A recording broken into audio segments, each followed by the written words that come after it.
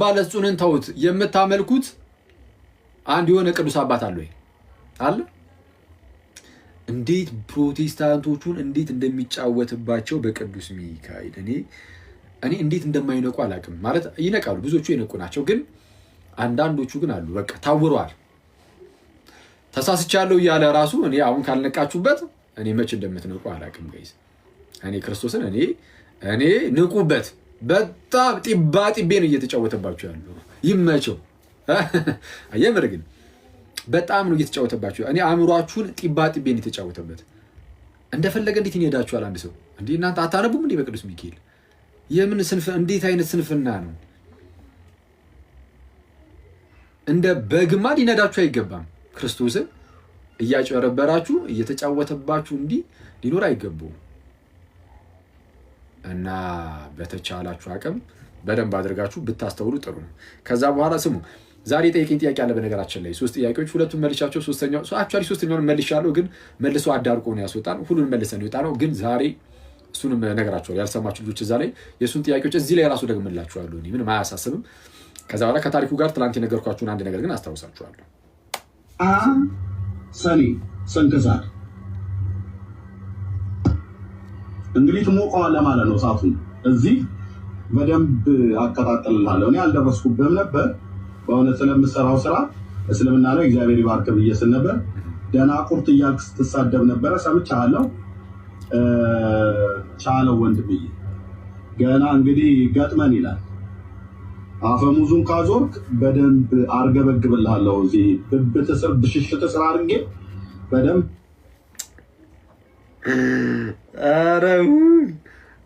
በተሰር በሽሽት ስራ አርገበግብልሃለሁ ተባለ። ሰምተሃል ወንድም እፎይ?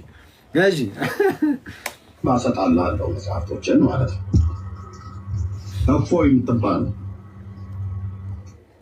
እፎይ እስክትል ድረስ በደንብ እንግዲህ እነዚህን እንደነኛ አይነት ባለጌ አባቶች እፎይ እስክትል ድረስ ኧረ በቅዱስ ሚካኤል ትሆን አንተ አታንፍረን በመቤት እንጂ የሰው ነፍስ አፈር ትሆናለች አትሆንም።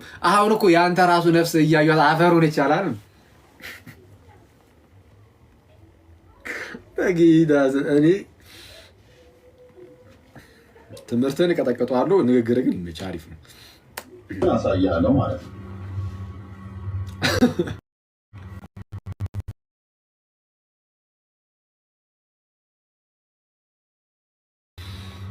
ኦኬ በቅዱስ ቁርባን ውስጥ መርዝ እያደረገ የሚገድል እናቱን 10 ጊዜ ተንጫታለሁ ከእናቴ ጋር 10 ጊዜ እናቱን ሴክስ ያደረገ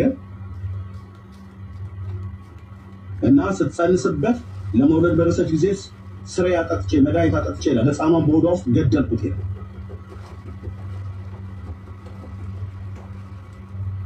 አቤት ዘወርኀ ነሐሴ ስንክሳር ሰኔ ለማለት ነው። የነካኩትና ይሉታል ዳህፀ ልሳን ማለት ይሄ ነው። አሁን ዘወርኀ ነሐሴ አላረ ነሐሴ አይደለም ሰኔ ነው። ዳህፀ ልሳን ሲባል እንደዚህ ነው። አየው ሰኔ ላለው ብለህ ነሐሴ ስትል ይሄ ኖርማል ነው፣ በጣም ኖርማል ነው። መጀመሪያ ላይ ግን ይሄ ያኛው ዋናው ስህተት ግን ዳህፀ ልሳን ምናምን የሚባል አይደለም። ዳህፀ ልሳን ልክ ይሄ ነው። አሁን ዘወርኀ ነሐሴ ሲል ሰማችሁት? ነሐሴ ላይ አይደለም ሰኔ ላይ ነው። ግን ሰኔ ለማለት ፈልጉ ነው ነሐሴ ያለው። ይሄን ነው እንረዳዋለን። አሁን ይሄን እንደ ስህተትም አንቆጥርም። እንደዚህ ነገርኛ እንቆጥራለን እንዴ? አንቆጥርም። ኦኬ የነካኩትና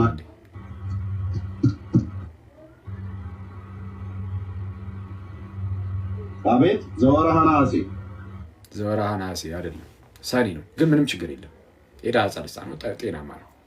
ስንክሳር እሺ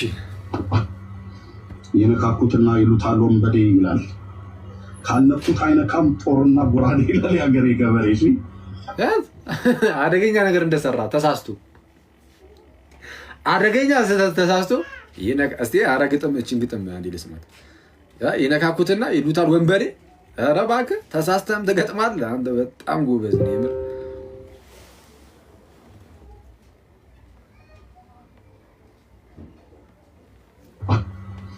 የነካኩትና ይሉታል ወንበዴ ይላል። የነካኩትና ይሉታል ወንበዴ። ኦኬ ካልነኩት አይነካም ጦርና ጎራዴ ይላል። ያ ካልነኩት አይነካም ጦርና ጎራዴ። እሺ ቴንክ ዩ። በቃ ግጥም ቢያንስ አሁን ይሄን አስያዝከን ጥሩ ደስ ይላል። ቴዎሎጂውን ተው፣ ቴዎሎጂውን ለክርስቲያኖች ተው። ቴዎሎጂውን እንኳን ገብተበት የማታውቅም። ይሄ እንዲህ መቅጠፉን ደግሞ በቃ ስራቸው መቅጠፍ ለሆነ ብቻ ብትሆንና አንተ ዝም ብለህ እንደው ብትቀመጥ እንደው በጣም የተሻለ ነው። እሺ ገበሬ ቻለው እንግዲህ ዛሬ ነው አንድ ሰው ቪዲዮ ዘሀገረ ወግዳ ይኸው እዚህ ጋር አየሁት። ግብረ መልሳ እንትን አክሊል አይደለም ብፁዕ አቡነ አኬ አለና አቆላመጥኩት። ቆይ አክሊል አለ። ብፁዕ አቡነ አክሊለ ወእጨጌ ዘመንበረ ቲክቶሎጎስ ዘሀገረ ወግዳ ግብረ መልሳቸው ገዳዳ። ያው አሬሱ እሺ ልኮል ይሳደባል ኤርሚያስ የሚባል እያለ ማለት ነው። ያውም ስሜ ባልሆነም ነው የሚጠራኝ። እሱን ከፈለገ እህት ካለችው ያጋባው ያካለም የሚለውን ሰውዬ እህት ካለ አጋባው። እፎይ እየሰማህ ነው እንጂ ባል ይሆናል። እኔ ግን ስሜ ኤርሚያስ ነው። የሶስት ልጆች አባት ሀናም እግዚአብሔር የተመታ ቀለሜ ብሎ ጠርቶት ነው መሰለኝ። እፎይ ቀለሜ ያልከው የኔ ስም አይደለም። እህት ካለ አጋባው አላለው። ይመቸው። እኔ የተከበርኩኝ እሺ የሆነ ያህል ልጆች አባቴ ባል ሚስት አለችኝ። እንዴት በጨዋነት እንደምኖር ቤተክርስቲያኔ መሪዎችና ህዝቡም ጭምር ያውቃል። በሰው ትዳር ላይ የማልገባ የማላወጣ የማላማግጥ ሳውረኝ። እሺ ኧረ ጀለስ ስሜታዊ የሆነ ነው። ማን ጠየቁ ይህንን ነገር? በሰው ሚስት ላይ የሚሄድ የማላ ማግጥ ነው እንደዛ አይነት ነገር ምናምን። የብልግናህን ጥግ ሰምቼልሃለሁ፣ ግን የአባለት እሱን በረከት ይደርብህ ብሎሃል። አሜን አሜን፣ ይደርበት በየምር እመቤቴ። የአባለት እሱን በረከት ይደርበት፣ በእኔ ላይ ይደርብኝ፣ እዚህ ላይ በሚሰሙት በክርስቲያኖች ሁሉ ላይ ይደርባቸው። ምክንያቱም አባለት እሱን ላይ ምንም እንከን ሊያገኝ አልቻለም። አሁን ተገልጦ ሲነበብበት አንድ ነገር አጣ፣ ተሳስቼ ማለት። የሚገርመው ደግሞ አበምኔቱ ራሱ ማለት ነው ይህንን ኃጢአት ሰራ የተባለው አበምኔቱ፣ የገዳሙ አበምኔት አንደኛ በኤርሲያን ውስጥ ካህን ራሱ አይደለም፣ ህጋዊ ካህን ራሱ አይደለም። እሱንም ራሱ አሳምኖ ነው ይጣ ማለት። ይህ ሰው የገዳሙ አበምኔት በቤተ ክርስቲያን ውስጥ ካህን ራሱ አለ፣ ክህነት ራሱ የለውም። አጭበርብሮ ካህኔ ብሎ ገብቶ ሲቀድስ የነበረ ሰው ነው እንጂ ህጋዊ ካህን ራሱ አይደለም። አይ በዛ ሰዓትና አክሊል ቢኖሩ በምን ያውቃሉ ምናምን ነገር ትክክል ላናቅም እንችላለን። በሰዓቱ ብንኖር ልክ እንዳሁን አይደለም። አሁን ለምሳሌ ካህን የሆኑ ካልሆነው መለየት በቀላሉ ይቻላል። እንዴት? ስላወቀ ብቻ አይቀድስም። ግዴታ ከሀገረ ስብከቱ ምናምን ሊቀ ጳጳሳት ምናምን በዛ በኩል ምናምን ተሹሞ ቅስናን ተቀብሎ ያንን ምስጢር ተካፍሎ ወይም ተቀብሎ ማለት ነው። ከዛ በኋላ የሚሰጠው ዶክመንት ይኖራል። እሱን ዶክመንት ይዞ ሄዶ ምናምን አሳይቶ ምናምን ይሄ ሁሉ ነገር አለ። በፊት ላይ በዚህ ደረጃ ላይሆን ይችላል። አሁን ግን በቃ እንዲህ ነው። ሰው ገና ከጀምሮ ህጋዊ ክህነት እንኳን የሌለው ሰው እንደሆነ አምኗል። ወዳጃቸው አባለጹን ይህን አደረገ ያልኩት ተሳቸው አላደረጉም አባለጹን ብሎ አምኗል። ታዲያ ምን ቀረ? ይሄ ሁሉ ነገር ሲካደ እንትን ሲባልበት አሁን ያነሳው ከዚህ ውጭ አንስቷል። አሁን እዚህ የሰማችሁት ቪዲዮ ላይ አላነሳም። ስለዛ ምን ለማድረግ ሞከረ? እሺ ቢያንስ ከቀጣይ ያለውን ታሪክ ደግሞ እንየዋለን። ይሄ ፋላሲ ነው። ምን ይባላል? avoiding the issue አክቹዋሊ ኢሹ ላይ አምኗል፣ ግን ኢሹን ግን ስቷል። በቃ አለቀ። እዚህ ላይ ነው ያነሳነው ትችታችንን። እሱ ያቀረበው ላይ ስህተት ነው ያልነው እዚህ ላይ ነው። ሙሉ በሙሉ አለቀ፣ ስህተት ነው። አሁን ደግሞ እሱ ወደ አነሳቸው ጥያቄ ይደልላችሁ። ቀጠል አድርጎ አባለጹን ለዛ ኃጢአት ለሰራው ሰውዬ ጸልዩለት ነበር እና ሲጸልይለት እግዚአብሔር ሊመራው አልቻለም። ያንን ሰው ማለት በቀላሉ ሊመራው አልቻለም።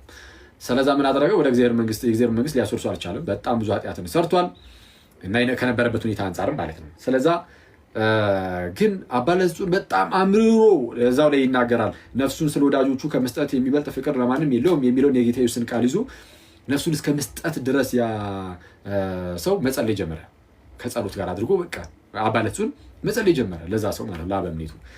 ከዛን ጌታ ግን ወረደና ይህንን የአባለጹንን ነገር አይቶ ነው ታሪኩ የሚለው ነው። አሁን ከታሪኩ አንጻር ያለው ነገር የምነግራችሁ ታሪኩ ከምን አንጻር ይታያል የሚለውን ግን መጨረሻ ላይ እነግራችኋለሁ። አክቹዋሊ ትናንት እነግራችኋለሁ ግን እነግራችኋለሁ። እና ሰው ነፍሱን ወደ እግዚአብሔር መንግስት ነፍሱ የእግዚአብሔርን መንግስት ባትወርስም ወይም ወደ ህይወት ባትገባም ቢያንስ ግን ወደ ሞትም እንዳትገባ አነዋወሯን አጠፋት፣ አፈር አደረጋት ነፍሱን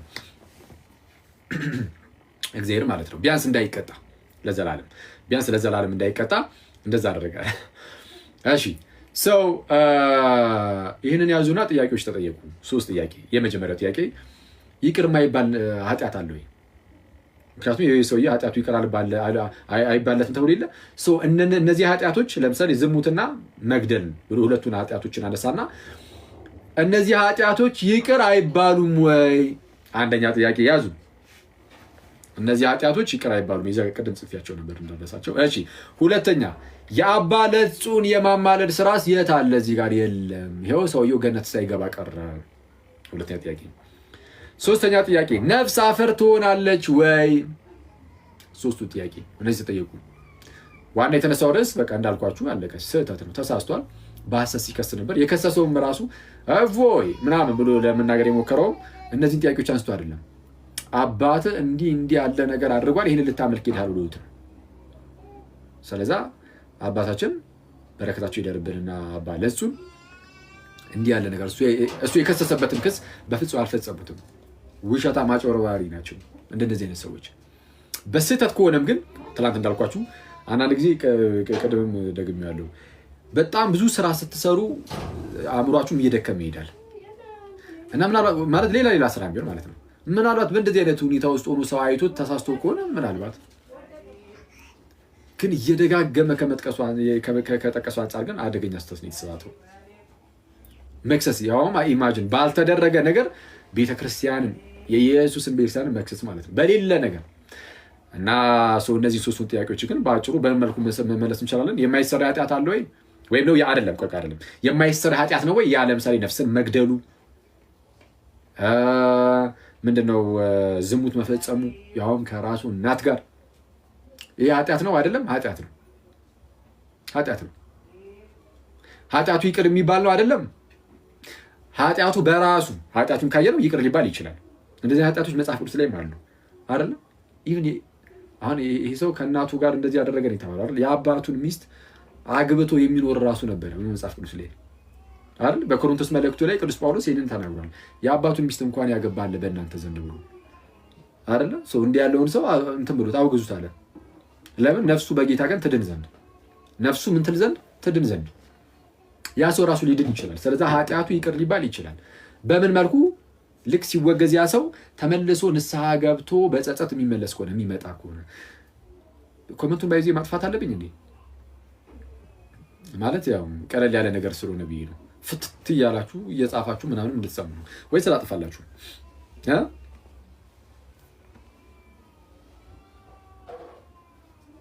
እሺ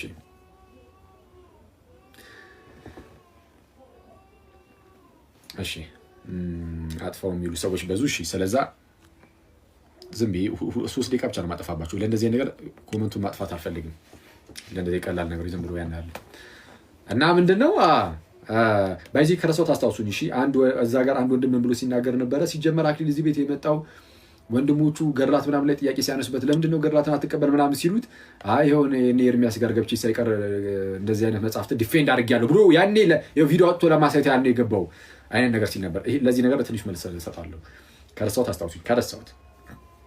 እሺ ሰው ኃጢአት የዝሙት ኃጢአትም ሆነ ነፍስን መግደል በእግዚአብሔር ዘንድ ኃጢአቱ ይቅር የማይባል አይደለም። ኃጢአቱ ይቅር ይባላል።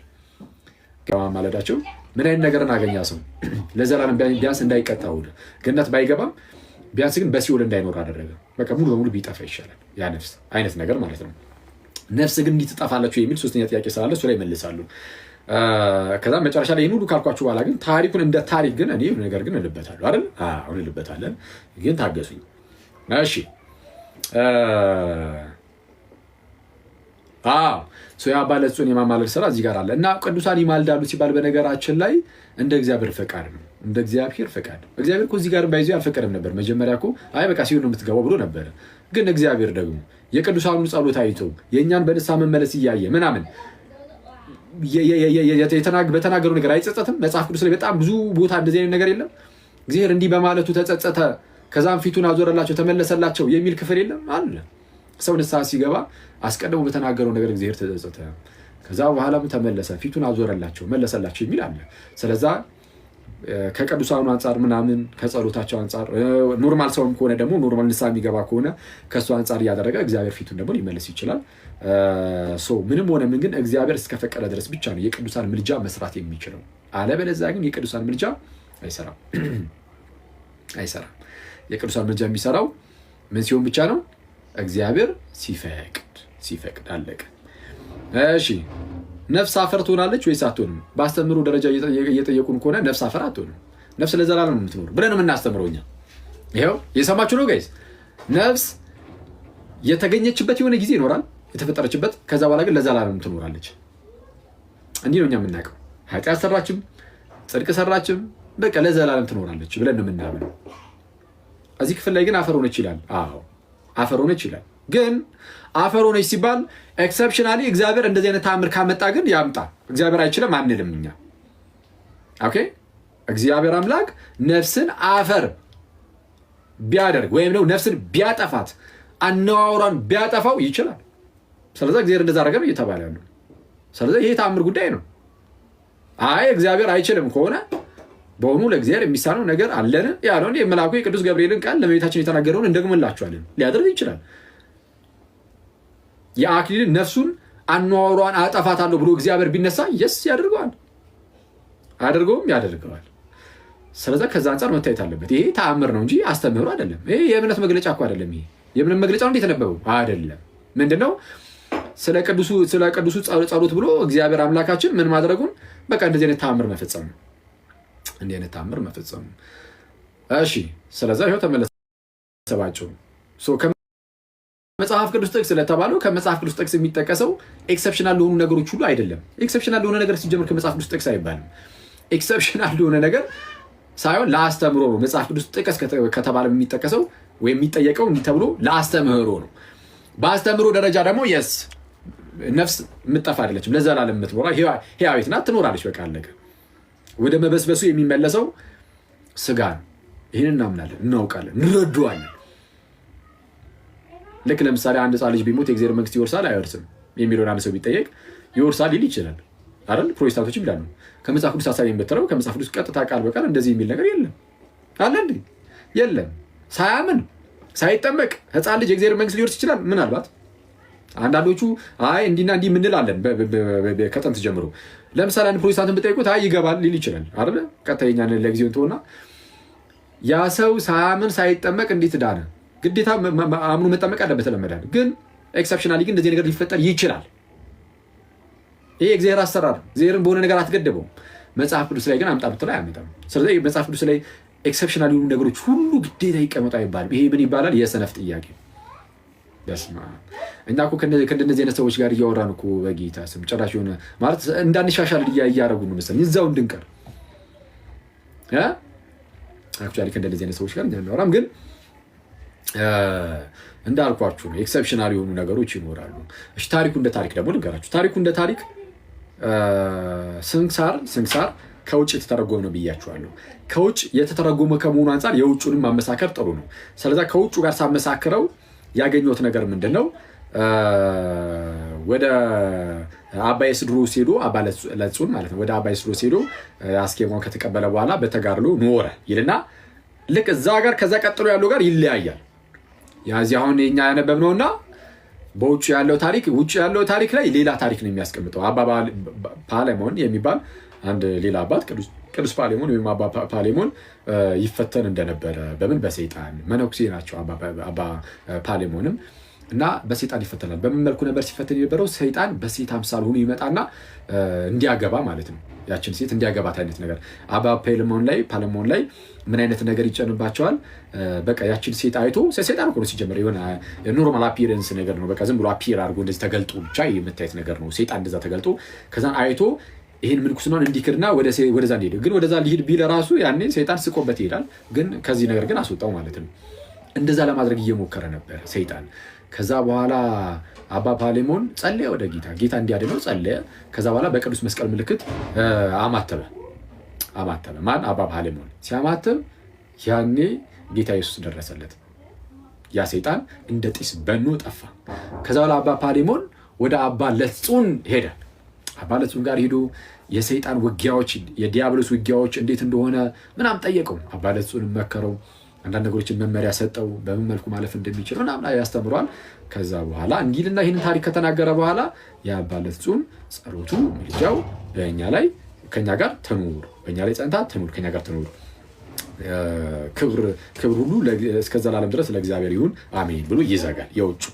እኛ ጋር ደግሞ ይሄኛው ታሪክ ጭራሽ አልተጻፈም። ከዚህኛው ታሪክ ይልቅ አሁን ቅድም የተነበበው አንድ ሌላ ገዳም ውስጥ የነበረ የሆነ አበምኔት አለ። ያ አበምኔት እንደዚህ በቅዱስ ቁርባን ውስጥ እንደዚህ አድርጎ ሰዎችን ገድሏል። ከእናቱ ጋር 10 ጊዜ ተገናኝቶ ጽንስ ሲፈጠር ደግሞ እንደዚሁ ልትወልድ ስትቃረብ ገድሏል ህፃኑ፣ እንደዛ ነገር።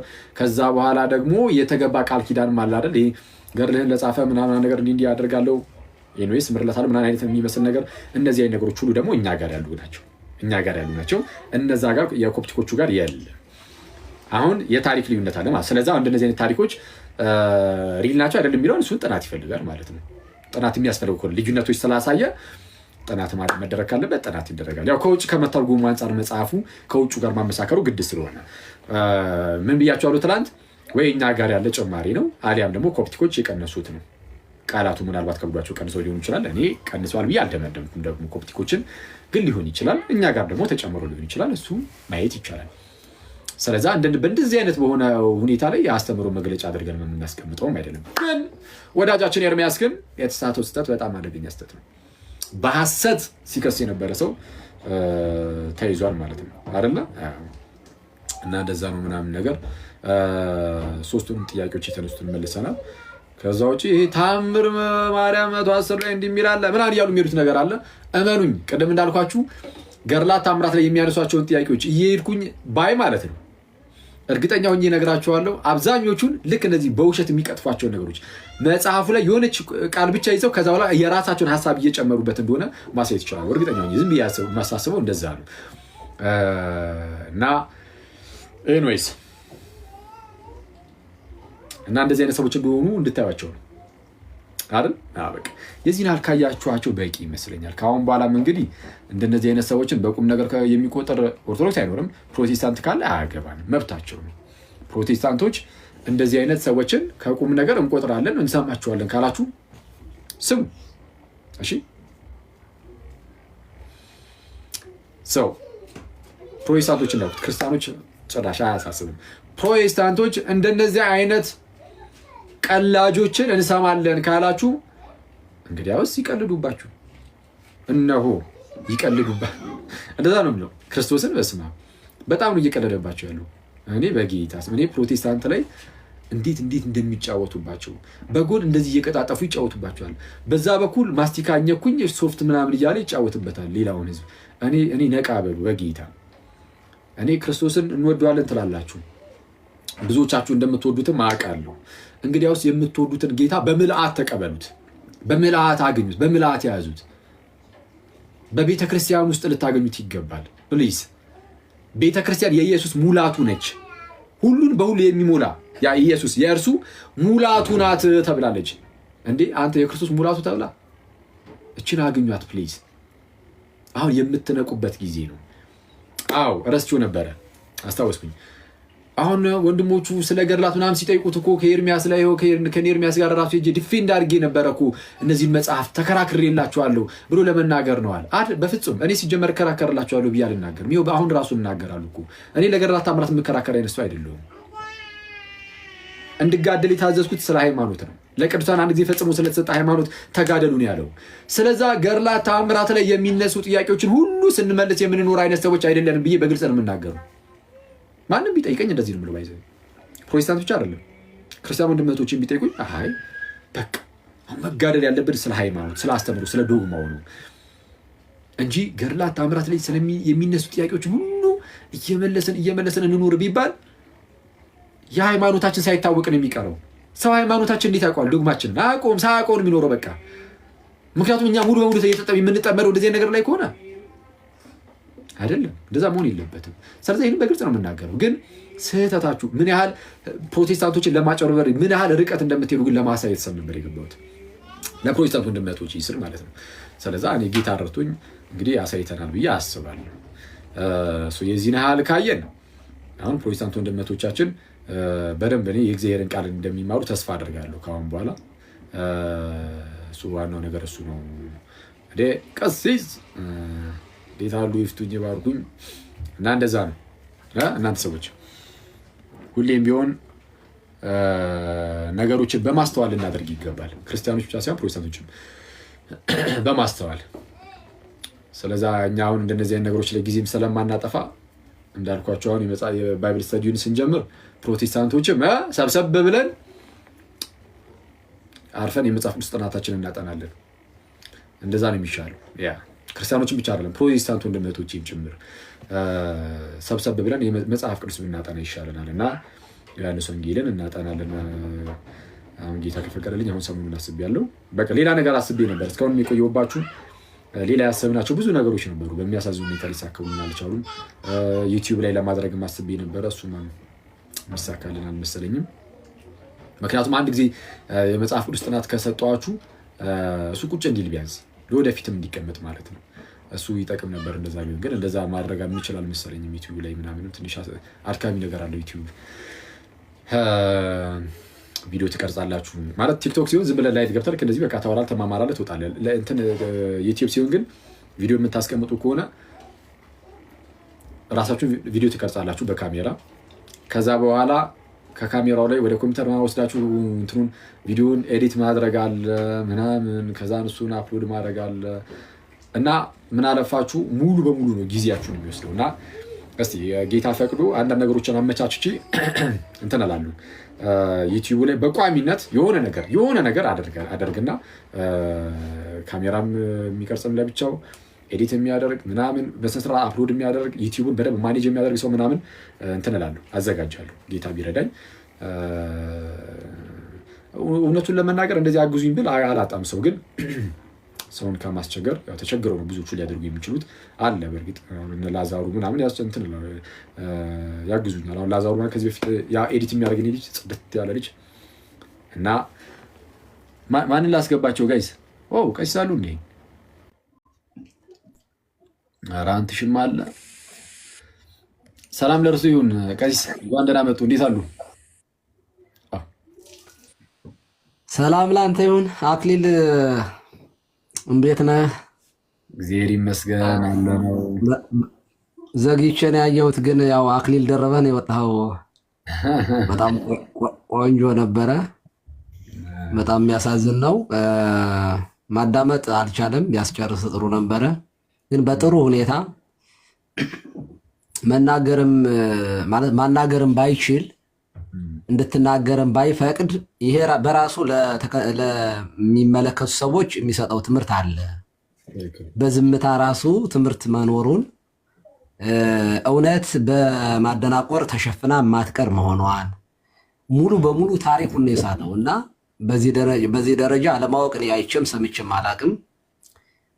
አትሊስት እንደው ሶሪ ብሎ ለዛሬ እንኳን ቢዘጋው ጥሩ ነበር። ለዛሬ በቃ በዚህ ደረጃ በጣም ተሳስቻለሁ፣ ሶሪ። አንደኛ አባ ለትጹን የእግዚአብሔር ቅዱስ ነው፣ አገልጋይ ነው፣ የክርስቶስ አገልጋይ ነው። በአንድ ክርስቶስን ዘመኑን በሙሉ ባገለገለ ቅዱስ ላይ ተሳልቆ ስለ ክርስትና አስተምራለሁ ብሎ ሌላ ዲቤት ውስጥ ወይም ወደ ሌላ ክርክር ውስጥ መግባቱ በራሱ በጣም የወደቀ ስብዕና እንዳለው ነው ያሳየህን አንተም ገብተህ ማለት ነው። በጣም በጥሩ ሁኔታ ሞር ደግሞ ያው አለ የለ እኔ በሆን እናደር ነበር፣ በሳጭ ነበረ። በጣም ልቆጣ ስለምችል እንትን ልል እችላለሁ እና ሪላክስ እያደረክ ነጥብ አስጥለዋል። በጣም በጣም ደስ የሚል ነው። እግዚአብሔር ይስጥልን፣ ቃለ ሕይወት ያሰማልን፣ የአገልግሎት ዘመንህን ይባርክልን። እናመሰግናለን መምህር አካሉ። እሺ አሜን አሜን። እሺ እግዚአብሔር ያክብርልን። ቀሲስ ያው ማለት አላስወራ የሚለውን ነገር በቃ መጨረሻ ላይ ማሰብ የጀመርኩት ምንድን ነው አላስወራ ማለቱ በራሱ ሰዎች አይተው ምን አይነት ሁኔታ ውስጥ እንዳለ ልጁ መረዳት ይችላሉ። ስለዛ ጸጥ በማለት የተወሰነ ሰው የተወሰነ ይረዳው ሁኔታውን ብዬ አስቤ ነበር እንትን ስል ነበረው እና ትክክል ነው። እስቲ ጌታ ይርዳው በእውነት። እሺ አንቺው መታል እንዲለካ እዚህ ጥቻለሁ ካሉ እንዴት ነው እንደምን አሉ? ይፍትኝ ባርኩኝ አባት። አይ አካሉ ያልኩኝ እኔ ብቻ ነኝ። ለማንኛውም ልልቻችሁ በሌላ ቀጥሉ። መንገድ ሰጥቷችሁ አይ አኬ በጣም ደስ ይላል እውነት። ያው የእስከዛሬ ትዕቢቱን አስተንፍሰዋል በደንብ አድርገህ። ከዚህ በላይ ምን ይባላል? እያየኸው ነው የምትመልስለትን ጥያቄ እንኳን መልስ እየሰጠው እንኳን መልስህን ሳይሰማ የራሱን ሐሳብ ጭንቅላት ውስጥ ከተተውን ሐሳብ ብቻ እንዲያወራ አድርገዋል። ምንም ይቅርታም ጠይቆ በዛ ልክ ሁለት ስህተቶችን ይቅርታ አስጠይቀኸው ይሄንን ያክል መፍጨርጨር ያው አቮይዲንግ ዘ ኢሹ ፋላሲ ብለሃልና እሱን ሁሉ አቮይድ አድርጎ ያልሆነ ነገር እንዲቀባጥር አድርገዋልና ቃልዎት ያሰማልን። በጣም ደስ ይላል። እግዚአብሔር ይስጥልን። እንግዲህ አሜን አሜን። አንትሹ ምንድነው መልሰንለት ራሱ እስቲ ምንድነው የመለስነው እስቲ አስታውሰን ሲባል እሱን እንደሰማው እንዳልሰማው በኋላ እናገራሉ ይላል። አይሰማም ራሱ ነው ወይ ደግሞ ሰምቶም መልሱ ይልክ ሲመለስ ቆይ ተመለሰ እንዳይባል በሚለው እንዳታወራ በቃ የራሱ ወሬ ብቻ የሚያወራ ይልሰው እና ጥሩ ነው። ይሄስ እንደዛ ማድረጉ ጥቅም ነው ለኛ ሰው አትሊስት ስለሚያየው ማለት ነው። ከታች ኮሜንት ላይ ተሙ የምትባል ወንድም ናሽ በውስጥ አውራኝ እሺ፣ በውስጥ ጻፍልኝ መልሰልሃለሁ። ተሙ የሚል ስም ያለው ወንድሜ ማለት ነው። መልሰልሃለሁ በውስጥ ሰላም በለኝ እሺ። መምህር በረከት ሰላም ደርሱ ይሁን። እንኳን ደህና መጡ። ያው ልዝለለው ደርሳቸው ማኬ አንድ ሁለት ደቂቃ በኋላ አወራለሁ። ሌላ ሰው ይግደመኝ። እሺ በደስታ አዘልዬ ነው ሰዎች ነው ወይ ደርሱ የሚመጣው። እሺ ዮኒ ነው የሚገርሙ። እንዴት አረፈዳችሁ? ቀሲስ አባቴ ይፍቱኝ ይባርኩኝ። አኬ ቃለ ሕይወት ያሰማልን። በጣም አሪፍ ነበረ። እንደ አጋጣሚ አንተ እዚህ ሆነ እኔ እዛ ነበርኩኝና ሲያወራ ሰምቼው ዳሃፀ ልሳን እንደተሳሳቱ ስላወቀ ነው ዘሎ የገባው እንጂ ይሄ ሁሉ ዓመት ይሄው ገድላትን ስናነሳ አንድ ቀን መጥቶ አያውቅም። አሁን የሆነች ነገር ያገኘ መስሎት ነው ዘሎ የገባው ምናምን እያለ ነበረ። ግን ያም ሆነ ይህ ስህተቱን ሁለትም ሆነ ሶስት ስህተት አምኗል። ከስር ላሉ ፕሮቴስታንቶችም እስከዛሬ ለሚያነሳቸውም ደፍሮ ገብቶ የሚጠይቀው ስለሌለ ለዛ እንደሆነ እንደሚያወራ የተረዱ ይመስለኛል። ቃለ ሕይወት ያሰማል።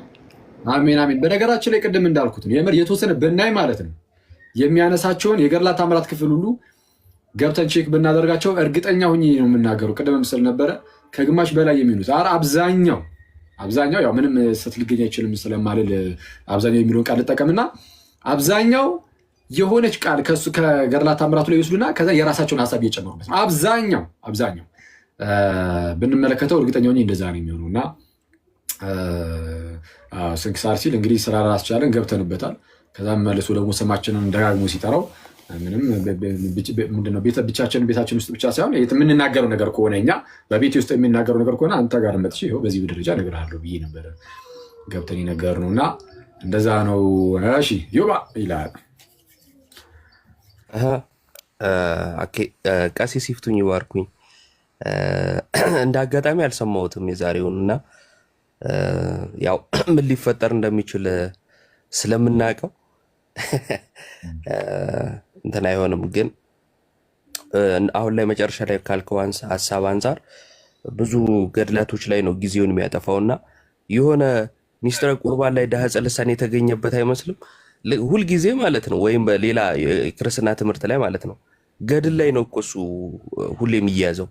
የክርስትና ትምህርት ላይ ምንም እንትን ስለማይል ስለማያቅም ስለማያወራ የሱ ችግሩ ራሱ የሚጠራበት በገድልና በድርሳን ነው። እዚህ ገድል ላይ ተሳስታል ነው የሚባለው ክርስትናን ስለማያውቀው ማለት ነው።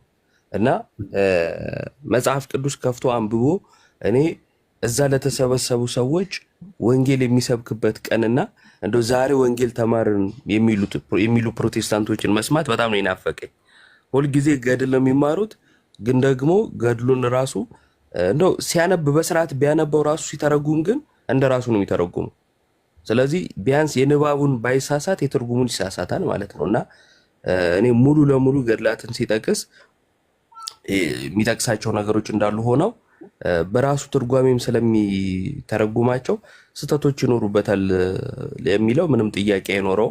ግን ደግሞ እኔ ወጥቶ ከገድልና ከድርሳን እንደው መጽሐፍ ቅዱስ የሚያነብበትና እንደው በመጽሐፍ ቅዱስ ሞግቱኝ ይህን ያህል ዘመን በመጽሐፍ ቅዱስ ስጠብቃችሁ ምናምን የተሰቀለውን ቋንጣ ወይ ብላው ወይ ልብላው ምናምን ቢል በመጽሐፍ ቅዱስ ርዕስ ደስ ይል ነበረ።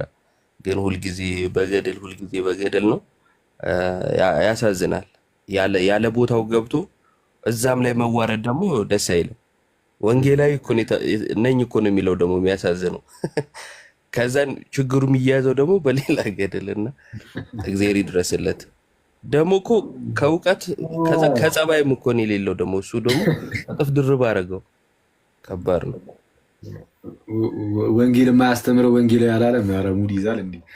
እሺ። አይ ግን አሁን ቅድም እንዳልከው እኔ ገድላቱን ራሱ በስነ ስርዓት አንብበው የምር ማለት ከራሳቸው ሀሳብ ሳይጨምሩ ዝም ብለው ከራሳቸው ራሱ እኮ ቢያነቡት አንድ ነገር ነበር። ግን ገድሉን ራሱ አያነቡትም። ገድሉን አይደለም የሚያነቡት ማለት ቃላቱን የሆነ ነገር ይሉና ከዛ በኋላ የራሳቸውን ሀሳብ የሀገር ሀሳብ ቢውልድ ያደርጋሉ። የሆነች ነገር ቃል ከዛ ውስጥ ይመዛሉ። እዛ ላይ የራሳቸውን ቤት ነው የሚሰሩት። የራሳቸውን ሀሳብ ነው ቢውልድ የሚገነቡት። እና ቀጥታ ገድል ቢሆን ራሱ ይሻል ነበር። ግን ፕሮቴስታንቶች ገድልም አይደለም የምታነቡት። እየተደረገ ያለው ገድልም አይደለም እየነገሯቸው ያሉት ፕሮቴስታንት ወንድሞቼ። ከገድል ላይ ከተመዘዘች የሆነች ቃል የራሳቸውን ሀሳብ እየነገሯችሁ ነው። እስከ መቼ ነው በሰው ሀሳብ ተጠምዳችሁ የምትያዙት ነው? መች ነው ይሄ የሚያነጻችሁ ነው? እኮ ግራ ግብት የሚለኝ በዚህ ውስጥ ስመታነጻለሁ እንዴ? ገድል ምናምን ብላ አጭበርብረህ በታምር ክርስቲያኖችን አትወስድም ምናምን ነገር ይሄ የቀረበት ፋሽን ነው ስንል ኦኬ ገድል የቀረበት ፋሽን ነው ይላል። በቃ ከዚህ እኮ ትረዳችኋለህ። ምን ያህል እንዴት ነው በጣም እንደው ውርድ ብሎ እየሰሩ እንደሆነ ከዚህ ታውቃለህ። ገድል የቀረበት ፋሽን ሳይሆን ግን ገድል ላይ እንዲህ ይላል የሚለው ይሄ የፕሮቴስታንቶች ፋሽን ይሄ በቃ የቀረበት ፋሽን ነው። የእነሱን አፕሮች የቀረበት ፋሽን እያልክ ገድልን የቀረበት ፋሽን ብሎ አላክ እና እነዚህ ጨንቋቸዋል። ከታች ሙርሲ የምትሉ ልጆች አላችሁ፣ አላወኩትም። ማን ነው ሙርሲ ወንድማችን? አኬዋ ሁላችሁንም መጀመሪያ ሰላም ብያለሁ። ቀሲስ ይፍቱኝ ባርኩኝ። እንትን ነው መጠየቅ የሚፈልጋቸው ነገሮች አሉ። ወደ ክርስትና በጣም መምጣት የሚፈልግ ወደ ደቡብ አካባቢ ያለ ልጅ ነው እና ይሰማል። አኬዋ ድምፄ ይሰማል ማለት እና አሁን ለማየት ሞክሬ ነበረ እና ምናልባት ካለ ቢመጣ አሪፍ ነው። ቤቱን ከፍቶ ነበረ ምናምን ከእንትና ጋር እያወራ ነበረ መሰለኝ ከሶፊ ጋር ምናምን እና ብዙ ነገሮችን ማወቅ መሰለኝ እንደዛ ነገር መሰለኝ። ግን ማርያም አማላጅ ናት ምናምን ሲስ ግን ሰምቼዋለሁ መሰለኝ እና አንዳንድ ነገሮችን ማወቅ ይፈልጋል መሰለኝ። እንደዚህ አንዳንድ ነገሮችን መረዳት ይፈልጋል ስለ ክርስትና መሰለኝ። እንደዛ ነገር ነው። በቃ ችግር የለውም። እሺ ካለ አስገባዋለሁ፣ ካልሆነም ደግሞ በውስጥ ያወራንና በውስጥም እናስረዳዋለን። እሺ ወይ መምሬ ይቀጥሉ። ዚስ ይፍቱኝ እንዴት ናቸው? አኬ ሁላችሁም ወንድሞች ሰላም ብያለሁ። አኬ እኔ እያዳመጥኩ ነበር ከታችና በጣም ነው የገረመኝ። በመጀመሪያ እግዚአብሔር ያበርታ። በእውነቱ በጣም ፈታኝ በሆነ ነገር ውስጥ በጣም ኢሞሽናል የሆነ ስሜታዊ የሆነ ማምታታት ባለበት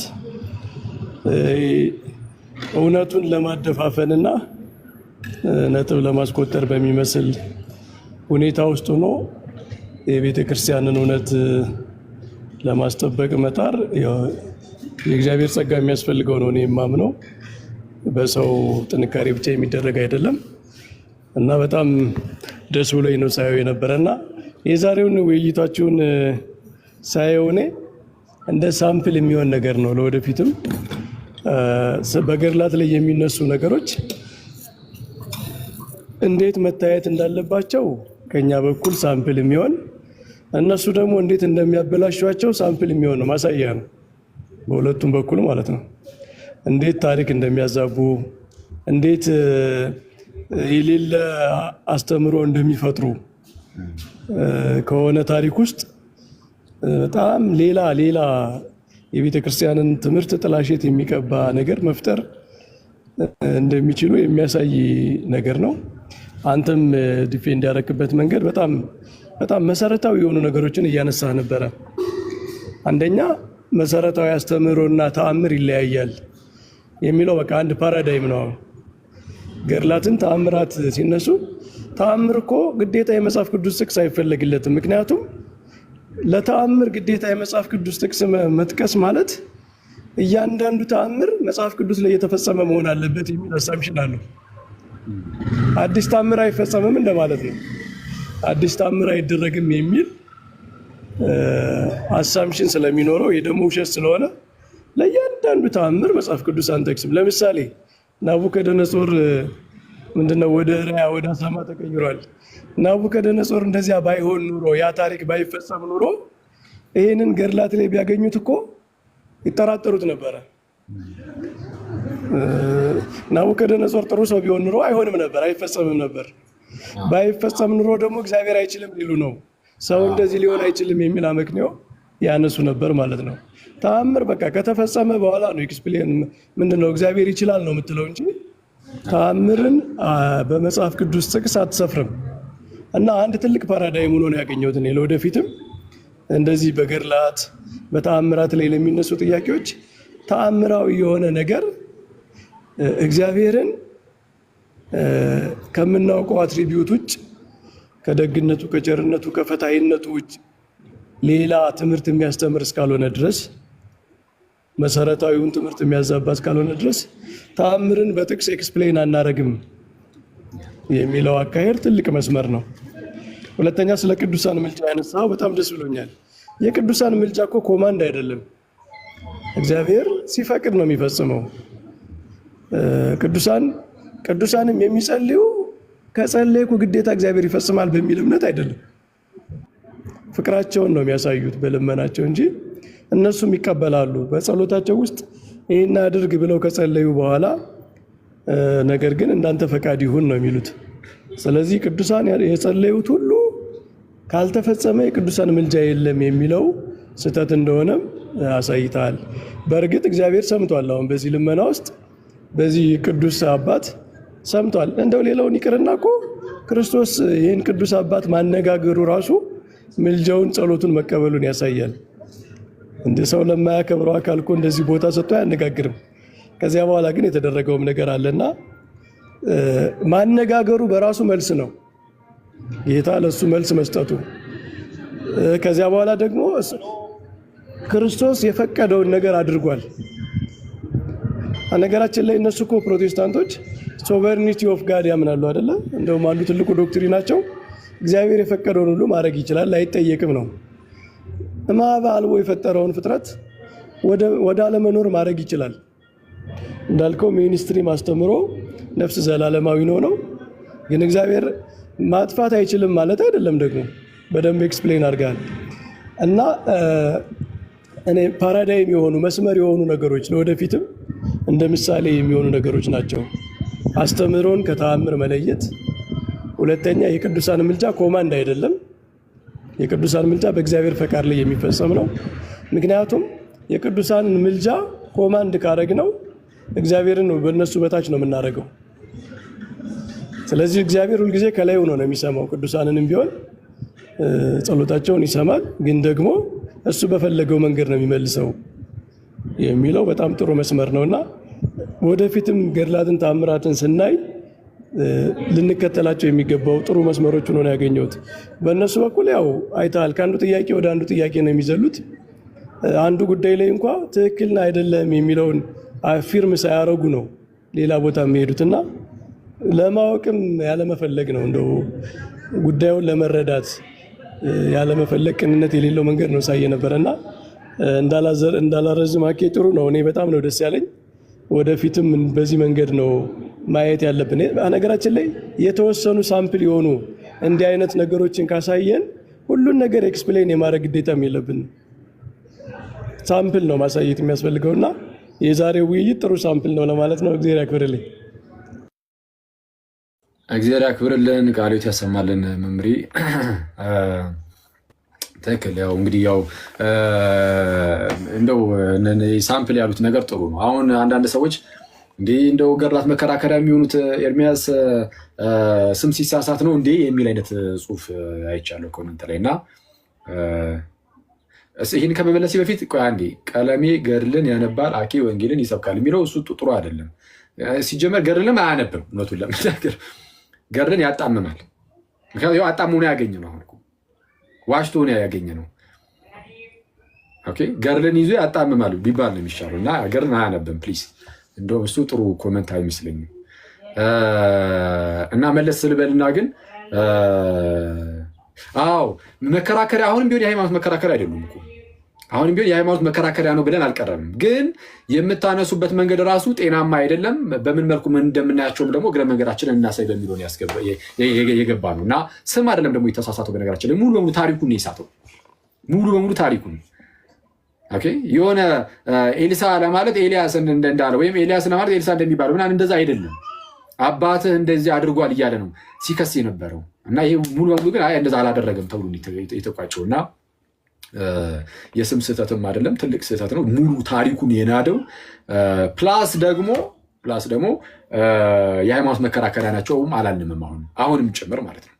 ግን በምን መልኩ እያጨረበራችሁ እንደሆነ ግን ማሳየት አለብን። ፕሮቴስታንት ወንድመቶችን እንዴት እንደምታዘናጓቸው የጌታን ቤተክርስቲያን እንዳያዩ እንዴት ለመያዝ እንደምትሞክሩ ራሳቸው ልባም ፕሮቴስታንቶች በዚህ ውስጥ እግዚአብሔር ይሰራል። አየህ እንዴ እኛ በነገራችን ላይ ፕሮቴስታንቶች ሁሉ ገና ክርስቶስን ጭራሹን አያውቁትም አንልም። እንደዛ አይደለም እኮ እያልን ያለ ነው።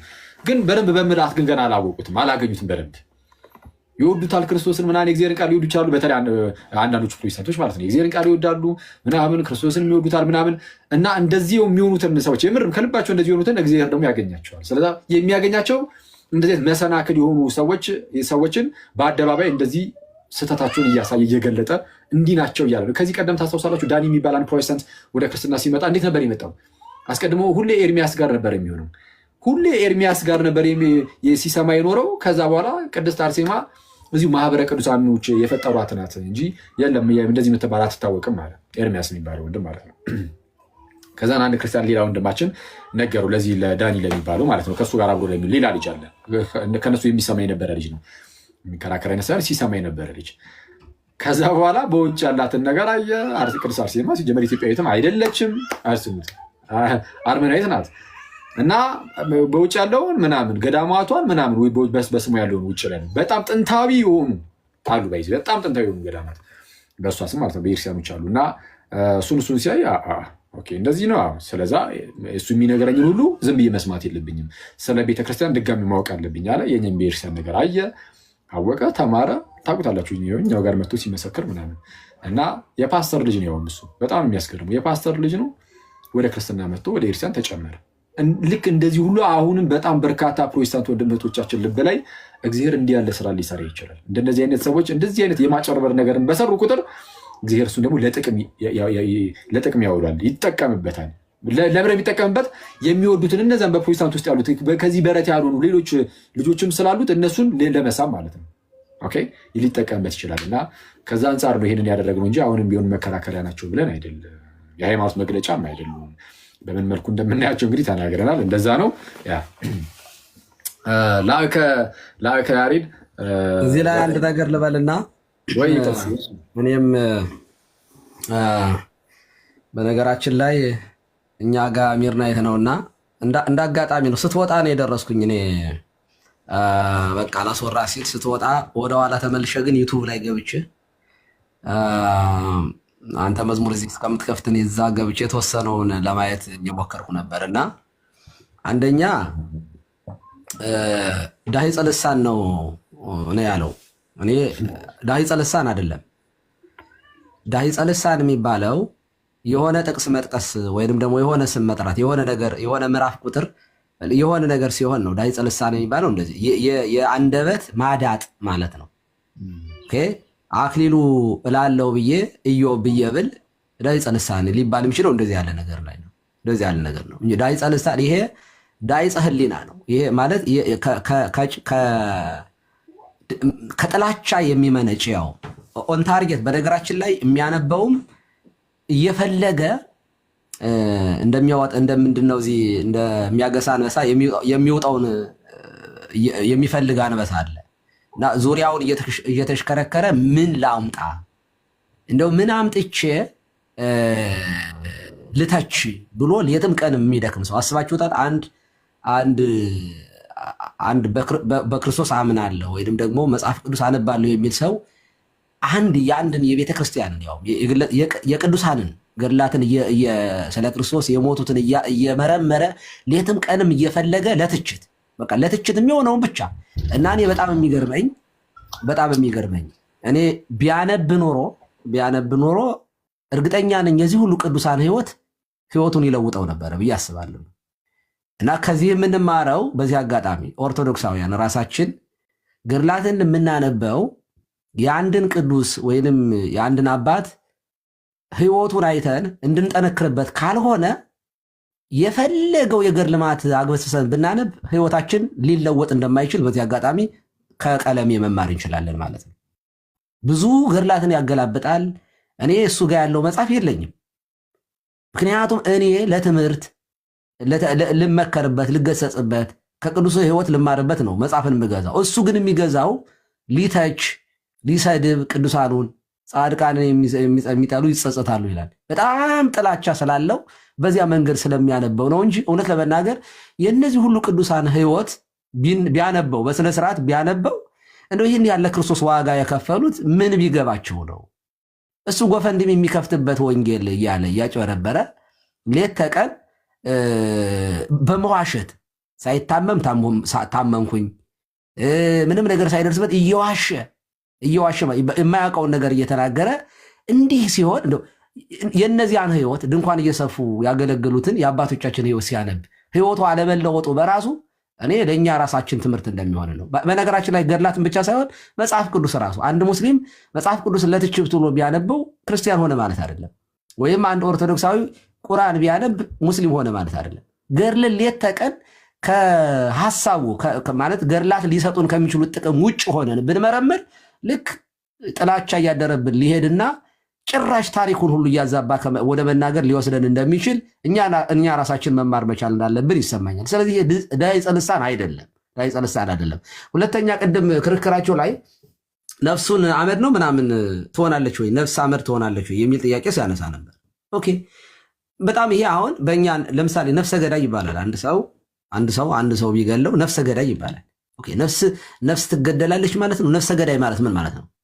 አንድን ሰው ነፍሰ ገዳይ ተብሎ ቢነገርለት ነፍሷ አመድ ትሆናለች ማለት ነው? አይደለም። የነፍስን ከስጋ መለየት መናገር ነው። እስመ ነፍስ ታድር በደም፣ ነፍስ የምታድረው በደም ነው። ስለዚህ አንድ ሰው ሞተ የምንለው የነፍስና የስጋ መለየት ነው። አንደኛው የመጀመሪያው ማለት ነው። ከእግዚአብሔር መለየት ሌላ ነው፣ ይሄኛው ደግሞ። ስለዚህ ነፍሰ ገዳይ ለምሳሌ ጌታችን በወንጌል ምንድን ነው ያለው? አቲንክ ሉቃስ 15 ነው ማቴዎስ 15 መሰለኝ። ነፍሳችሁን ስጋችሁን የሚገሉትን ነፍሳችሁን ግን መግደል የማይቻላቸውን አትፍሩ ይላል። ይልቁንም ነፍስንም ስጋንም ሁለቱንም አዋህዶ በገሃነም ሊያኖር የሚችለው እርሱን ፍሩት ይላል። የትፍርህዋ ለኃጢአት የትፍርህዋ ለሞት ፍርህዋ ለኃጢአት። እንደዚህ ያሉት ነገሮች ሲነገሩ ነፍሰ ገዳይ ነፍስ አጥፊ ምናምን ሲባል ነፍስ ትጠፋለች። ነፍስ ከመኖር ወደ አለመኖር ሄዳ እንዳልነበረች ትሆናለች ማለት አይደለም። እና ጥሩ ነው የመለስከው እዚያ ጋር በነገራችን ላይ በጣም ቆንጆ አድርገን የመለሱ። ስለዚህ ነፍሰ ገዳይ ሲባል የነፍስን ከስጋ በዚያ አውድ ሊጻፍ ይችላል። በዚያ መረዳት ተገቢ ነው ብዬ አምናለሁኝ። እኔ ግን የመጨረሻ ማለት የምፈልገው ገድላት ላይ ለምንድን ነው የሚተቹት ማለት ኦኬ ስህተት ሆኖ ራሱ ቢገኝ አሁን እሱ እንዳነበበው ሆኖ ቢገኝ አንድ ገድል ላይ ስህተት ተገኘ ተብሎ ሰው ከሃይማኖቱ ይወጣል ማለት ነው? ከኦርቶዶክሳዊነቱ ይፋቃል? የሆነ ገድል ላይ እንደው የሆነ ስህተት ቢኖር እሱ እንዳሰበው ሆኖ በቃ ስህተት ሆኖ ተገኘ፣ ከዛ ቤተክርስቲያኗ ጠፋች ማለት ነው? ከዚያ ክርስትና ምንድን ነው ዓላማቸው ራሱ አልገባኝም። እንደዚህ ያሉት ነገሮች ኦርቶዶክሳውያን ራሳችን መረዳት ያለብን ነገር እንኳን አይደለም ስህተት ሊኖር እንደሚችል ከዛሬ አይደለም ይሄ ትምህርት ያለን ከጥንትም ጀምሮ የሆነ ነገር ላይ ስህተት የታይፒንግ ሊሆን ይችላል፣ የሆነ ነገር ሊሆን ይችላል። ቤተክርስቲያን መብትም ስልጣንም አላት ይሄንን የማስተካከል የማረም ማለት ነው። ዛሬ አይደለም የመጣው። እዚህ ቲክቶክ ላይ ስትሰሙ እንደ ድንገት እንደው መርዶ የሚሆናችባችሁ ካላችሁ ይሄ ብቻ አይደለም። በነገራችን ላይ ገድሉ የተጻፈው ጽሁፍ ብቻ አይደለም። ኢብን ባለ ገድሉ ራሱ አንድ አባት ከሞተ በኋላ ትምህርቱ ተመርምሮ ስህተት ሆኖ ከተገኘ እኮ ያ ስህተት ከሞተ በኋላ ራሱ ሊወገዝ ይችላል። ያ አባት ማለት ነው። ገድሉ አይደለም ኢብን ባለ ገድሉ ለምሳሌ ኦሪገንን እንውሰድ። ከ200 ምናምን ዓመት በኋላ ነው የተወገዘው። ትምህርቱ ምናምን ተመርምሮ ነው። እንግዲህ ገድል ቢጻፍለት በዚህ በ200 ዓመት ውስጥ ምን ይሆናል ማለት እንኳን እንትን ሊባል ይችላል። ይሄ ቤተክርስቲያን ኤክስፒሪየንስ ስላላት እንደዚህ ያሉት ነገሮችን ከዚህ ቀደም እኮ በስንክሳር ላይ በታምረ ማርያም ላይ ሊቃውንት ጉባኤ ያስተካክሏቸው አሉ። እኔ አንድ ገድል ላይ እንደው ጸሐፊው ቢሳሳት ወይም የሆነ ነገር ቢገኝ በዚያ ላይ ቤተክርስቲያን አልተመሰረተችም። በቅዱሳን ገድል ላይ የተመሰረተች ቤተክርስቲያን የለችንም። ቤተክርስቲያን ገድላት ክርስቲያኖች የክርስቲያኖች ሕይወት እንጂ በበሩ በክርስቶስ ገብተው ክርስቲያኖች የኖሩት ኑሮ ነው። ኢብን እነዚህ ባለገድላቱ ራሱ በክርስቶስ አምነው ነው የክርስቶስ አካል የሆኑት። ስለዚህ አካል ባልሆኑበት ነገር እነሱ እንኳን ራሱ ባልተመሰረቱበት ነገር ሌሎቹ ሊመሰረቱበት አይችልም። ለዚህ ነው በገድላት ጉዳይ ላይ ከፕሮቴስታንት ጋር ክርክር ማድረግ ጉንጭ አልፋ ነገር ነው የሚሆነው። ለምን 100 ገድል አሳመናችሁት ያንን ገድል ስላመነ ኦርቶዶክሳዊ አይሆንም። በአቡነ ተክለ ሃይማኖት ገድል ላይ ተከራክሬ እኔ ባሳምን አንድን ሰው አንድ ፕሮቴስታንትን ኦርቶዶክሳዊ ማድረግ አልችልም። ምክንያቱም በሩ መግቢያው እሱ አይደለም። ምንድነው የሚያስፈልገው? ዶግማውን ዋናውን በነገረ ምስጢረ ሥላሴን፣ ምስጢረ ሥጋዌን፣ ምስጢረ ጥምቀትን፣ ምስጢረ ቁርባንን፣ ምስጢረ ትንሣኤ ሙታንን አስተምረውና እዚህ ውስጥ እስካሁን ምንም ነገር የለም እስካሁን ድረስ። ከዛ ይሄ ከተረዳ አንድ ሰው ዋና ደህንነቱ የሚመሰረተው በዚህ ላይ ስለሆነ አምኖ ተጠምቆ ቅዱስ ቁርባን ይቀበላል። ከዚያ በኋላ የራሱን ክርስቶስን እየመሰለ መሄድ ይጀምራል፣ መምሰል ይጀምራል። እሱ ራሱ እዚያ ውስጥ ተጋዳይ ነው የሚሆነው። እሱ ራሱ ባለገድል ነው የሚሆነው። ምክንያቱም እስከ ሞት ድረስ ያልተከተለኝ ራዕየ ዮሐንስ ምዕራፍ 2 ቁጥር 10 ላይ ነው አይደለ? እስከ ሞት ድረስ የታመንክ ሁን የሕይወትን አክሊል እሰጥሃለሁ ነው የሚለው። ስለዚህ እስከ ሞት ድረስ አንድ ክርስቲያን እየታመነ ክርስቶስን እየመሰለ ይሄዳል፣ የሕይወትን አክሊልም ይቀበላል። ያ ሕይወቱ ነው ገድል የምንለው። ያ ቅዱስ ደግሞ በሕይወቱ የሚሰራው ታምራት ደግሞ ይኖራል። ይሄ ደግሞ ገድል የሐዋርያት ሥራን መመልከት በቂ ነው። ሐዋርያ ቅዱስ ጳውሎስ እባቧን በእጁ ሲይዛት ነበረ። ሰዎቹ ይህስ አምላክ ነው እስከሚሉ ድረስ ኃጢአተኛ ነው፣ ይኸው ከባህር ከማይበል ቢያመልጥ እዚህ ጋር ደግሞ እባብ ነደፈችው ብለው ተሰናከሉበት። ምን አይነት ኃጢአተኛ ነው ቢሆን አሰቡ። በኋላ ግን ሲያራግፋት ግን ይህስ አምላክ ነው አሉ። ታምር ማድረግ መጽሐፍ ቅዱስ ላይ በሙሉ ስለ ታምራት ይነግረናል። እንዲያውም በጣም የማይታመኑ የሚመስሉት እንኳን ይሄ በጣም ድንቅ ነገር አይደለም። እግዚአብሔር ታምር ይሰራል፣ የስ እግዚአብሔር ታምር ያደርጋል፣ የስ እግዚአብሔር ታምር መስራት በቅዱሳን ላይ ድንቅ ነገር ያደርጋል፣ የስ ራሱ ነው ያለው። ያመኑትን እነዚህ ምልክቶች ይከተሏቸዋል ያለው እሱ ነው። እባቡን መርገጥ፣ ጊንጡን መርገጥ፣ የአናብስትን አፍ መዝጋት። ቅዱስ ጳውሎስ እኮ ዕብራውያን ላይ ዘርዝሯቸዋል እኮ የአናብስትን አፍ የዘጉትን፣ ከእሳት ያመለጡትን፣ ታምራትን ያደረጉትን እኮ ዘርዝሯል። ስለዚህ እግዚአብሔር በቅዱሳኑ ላይ ታምር ይሰራል። ምክንያቱም አካሉ ናቸዋ። አካሉ እኮ ናቸው። ቤተክርስቲያን እኮ የክርስቶስ አካል እኮ ናት። የቅዱስ ጳውሎስ ልብስ ድውይ ፈውሶ የለ? የሐዋርያት አካላቸው ድውያን ሙታን አስነስቶ የለ? የክርስቶስ አካል እኮ ናቸው ቅዱሳን እኮ አካል። ያቺ ሴት እኮ አካል ልብሱን ብነካ ፈወሳለሁ አለች አይደለ? ደሟ ሲፈስ የነበረው ቀጥ አለላት። እኛ እኮ የክርስቶስ ቤተ መቅደስ ነን። የእግዚአብሔር ቤተ መቅደስ እኮ ነን። ቅዱሳን እኮ ነን። በደሙ የነጻን የተቀደስን እኮ ነን። ስለዚህ አካሉ ይፈውሳል። ቤተክርስቲያን ትፈውሳለች፣ ታድናለች። ይሄ ማለት ነው ታምራት ማለት ይሄ ነው። ነገር ግን በአንድ ቅዱስ ገድል ላይ በአንድ ቅዱስ ታሪክ ላይ ተመስርቶ ክርስትና የክርስትና መሰረት ሆኖ ዶክትሪን ሆኖ ስለማይሄድ ነው እንጂ ቅዱሳንን ማቃለል አይደለም፣ ገድላትን ማቃለል አይደለም። ይሄ ከፈለጋችሁ ማንበብ ትችላላችሁ፣ ትለወጡበታላችሁ። ካልሆነ ግን ማንበብ በራሱ ግን የእግዚአብሔር መንግስት እንድትሰሩ አያደርግም። ማስረጃ ቀለሜን መመልከት ነው። 12 ዓመት ምናምን አንብቧል፣ ግን ያው ነው። አንድ የሆነ ሰው እየነበረ ዋልድባ ገብቼ ሰልዬ 8 ዓመት ወጣሁ ያለ። ኦኬ 8 ዓመት ገብተህ ምህላ እያደረስክ ጸሎት እያደረክ እንደዚያ ሁሉ ጸሎት ማለት እየወረደብህ ዋናው ኢንቴንሽናል የገባህበት ነገር ለመንፈሳዊ ነገር ካልሆነ የአበው በረከት ያድርብሃል ማለት አይደለም። 8 ዓመት ሙሉ ገዳም ገብተህ ምንም ነገር መንፈሳዊ ነገር ሳይነካህ ልብህን ድንጋይ እንደሆነ ልትወጣ ትችላለህ። ስናነብ ጤናማ የሆነ ኦርቶዶክሳዊ ማይንድ ኖሮን መልካሙን ነገር እያየን ካነበብንባቸው እንለወጥባቸዋለን። ካልሆነ ግን እንኳን ገድላትን መጽሐፍ ቅዱስን ብታነብ ከኦሪት ዘፍጥረት እስከ ራዕየ ዮሐንስ ድረስ ማንበብ በራሱ ይለውጣል ማለት አይደለም። ይህን ነው ማለት የምፈልገው እና በድጋሚ ቃለ ሕይወት ያሰማልን። በርታ፣ ጠንክር። በጣም ጥሩ። እኔ በጣም የተመቸኝ ከምንም በላይ እውነቴን ነው። በጣም ያናድዳል ማለት ሁኔታው እያፈነ ኢንተራፕት እያደረገ በየጣልቃ እየገባ እንደዚያ ሲሆን ትዕግስት በጣም ይፈልጋል። እውነት ለመናገር በጣም ትዕግስት ይፈልጋል እና እኔ የተማርኩት አንደኛው እሱን ነው። እኔ በጣም ኢሞሽናል ያደርግ ነበር።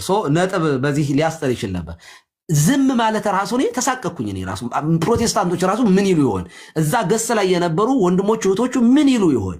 የእውነቴ ነው። አይምሮ ካላቸው ዋይ ነው ለምን አያስጨርሰውም? እውነት ካለው ለምን አያስጨርሰውም? ለምን እንዲያወራ አይፈቅድለትም? እኔ በሆን ባይዞ እገባብህ ነበር። ለምን ሊያስጨርሰው ልልህ ሁሉ ይችል ነበር። እኔ ፕሮቴስታንት በሆን ኖሮ ቀለሜን አስቆመው ነበር። እንዲህ አዳምጠው እና መልስለት እንዲህ ሰው አፋፍ እያለ ያውም ተሳስቻለሁ ይቅርታ ሳይጠይቅ ማለት ነው። እና እሱ ቤት ገብቶ እንትን እሱን ማሳመን በጣም ከባድ ነገር ነው። ለምን አይምሮ ስቷል። ኦልሬዲ ጨለማ ውስጥ ነው ያለው። ኦልሬዲ አይምሮው እውነትን ለመቀበል ሬዲ አይደለም። ሰው እንደዚህ ያለውን በድንጋይ ላይ ውሃ ማፍሰስ ስለሆነ እግዚአብሔር ግን አንድ ቀን ልቡን ሰብሮ ሊመልሰው ይችላል። ከኛ የሚጠበቅብን ነገር ማድረግ ተገቢ ነው። ከምንም በላይ እኛ መማር ያለብን ብዬ የማስበው እንደው በቃ ሳይናደዱ ሳይበሳጩ ከእድል ከሰጠ መጨረስ፣ ካልሰጠ ግን እስኪ አውራ፣ በቃ ተንፍስ፣ ቀጥል፣ ጨርሰሃል እያልክ በየመሃሉ ያው ኳየር እያስገባ አስጨርሰዋል። እናመሰግናለን። ቃለ ሕይወት ያሰማልን። ዴኪው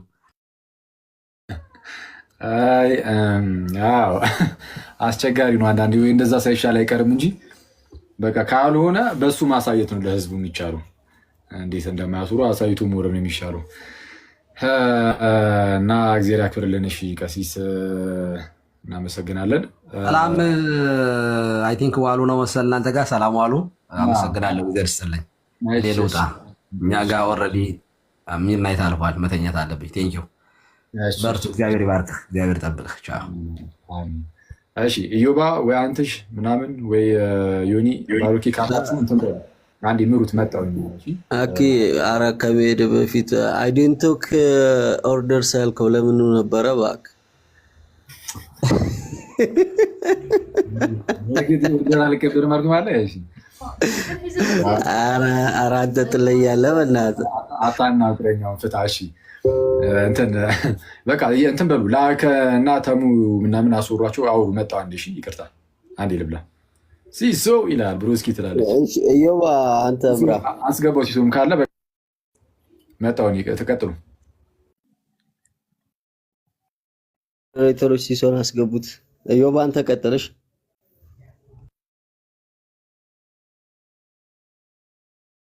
ብሩኬ ያላወራ መሰለኝ።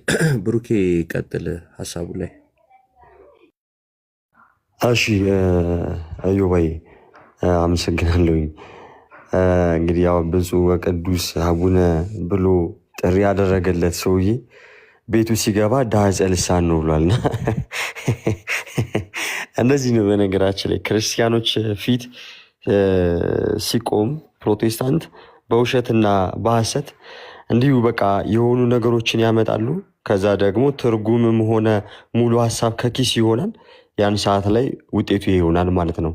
ስም ጠቅሶ ለምሳሌ ቅድም አሁን አኬዋ ሲል እንደነበረው እሱ ዘነሐሴ ያለ ግን የነበረው ሰኔ ላይ ነበር እያለን ነበር አኬዋና ስንክሳሩ ማለት ነው። ስለዚህ አሁን ይሄ እውነትም አኬዋ እንዳሉ በቃ ይሄ ዳጸ ልሳን ሊሆን ይችላል። የሆነ ነገር ለማለት ፈልጎ ያንን ሊል የፈለገውን ነገር አላለውም። እንደዚህ ግን ሙሉ ታሪኩን እከሌ የሚባል እንደዚህ የሚባል አባት እንዲያደርጉልህ እንዲያደረገ እያለ ታሪኩን እየተናገረ ሙሉ ለሙሉ ስህተት ነው ማለት ያውን የሚያስኬድ አይደለም። በቃ ሰውየው እንደዚህ አይነት ሙድ አለው። አለበለዚያ ምን ይሆናል? ቤቱም ጠቦታል። አይሆንማ። እንዴት ብሎ ሰፋ ወዳለ ቤት ሊሄድ ይችላል? አይችልም። ስለዚህ እንደነዚህ አይነት ቅጥፈቶችን እንደነዚህ አይነት ሐሰቶችን እያመጣ እያገጣጠመ ሲናገር ምን ይሆናል? ቤቱም ሰፋ ወዳለበት ቦታ ለመሸጋገር ይችላል። ስለዚህ ውሸቱ ተጋልጧል። ብዙ ጊዜም እንዳለው አኬዋ በጣም ብዙ ነገሮቹ ቢፈተሹ ስህተት ነው የሚሆኑት። ስለዚህ እዛ የምትሰሙ ሰዎች ካላችሁ ፕሮቴስታንቶችም ካላችሁ ምናልባት ገድላት ድርሳናት ቀደም ቀሲስም እንዳሉት በቃ የሃይማኖት መሰረት አይደሉም። ከአባታችን አቡነ ተክለ ሃይማኖት በፊትም ክርስትና ነበረ። እሳቸውም ደግሞ ማንን አዩ? ክርስቶስን አዩ። ስለ እርሱም ደግሞ ራሳቸው ሙሽራ አድርገው በቻሉት መጠን ሁሉ እርሱን ወደ መምሰል በማደግ ህይወታቸው ውስጥ ቀጠሉ። ከዛ በኋላ ቅዱስ ሆነው አረፉ። በቃ እኛ ደግሞ የእነሱን ስናንብ ደግሞ በረከታቸውን ሊያድርብን የተጋደሉትን ተጋድሏቸውን መንገዳቸውን እያየን ቅዱስ ጳውሎስ አንደኛ ቆሮንቶስ ምዕራፍ 11 ላይ እንደነገረን እኔ ክርስቶስ እንደመሰል እኔን ምሰሉ እንዳለ እነሱን እያየን ደግሞ እኛም ክርስቶስ ወደ መምሰል እናድጋለን ነው።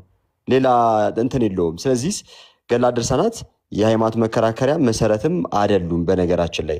ስለዚህ ክርስትና ቤተክርስቲያን ምን ታስተምራለች፣ ነገረ ድነቷ ምንድን ነው፣ ዶግማዎች ምንድን ናቸው ምናምን የሚሉትን ነገሮችን ለማጥናት ለማንበብ ሞክሩ። ጎበዝ አንባቢ ምን ስለሚሆን ክርስቲያን ስለሚሆን ማለት ነው። እና አሁን እንደዛ አድርጉ። ዮቤ በጣም አመሰግናለሁ። አመሰግናለን ብሩኬ። ላክ ያሬድ ይቀጥሉ።